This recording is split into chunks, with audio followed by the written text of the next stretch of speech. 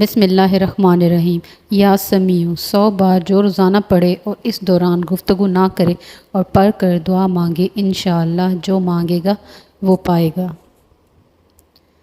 یا فتاح 70 بار جو روزانہ بعد نماز فجر دونوں ہاتھ سینے پر رکھ کر پڑھا کرے گا، انشاءاللہ اس کے دل کا زنگ و میل دور ہو جائے گا۔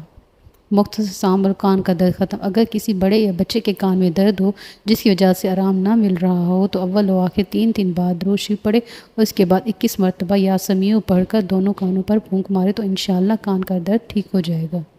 یا جلیل 10 بار پڑھ کر جو اپنے مال و اسباب اور رقم وغیرہ پر دم کرے، انشاءاللہ چوری سے محفوظ رہے گا۔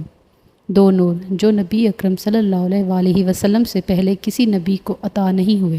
نمبر 1 سورہ فاتحہ، نمبر 2 سورہ بقرہ کی آخری 2 آیات۔ جو شخص ان دونوں کی تلاوت کرے اس کی دعا قبول کی جاتی ہے۔ ہم گناہ ایسے کرتے ہیں جیسے وہ دیکھ نہیں رہا، وہ معاف ایسے کرتا ہے جیسے اس نے دیکھا ہی نہیں۔ دنیا کی ہر چیز سے فائدہ اٹھائیں پر کبھی کسی کی کمزوری اور مجبوری کا فائدہ نہ اٹھائیں۔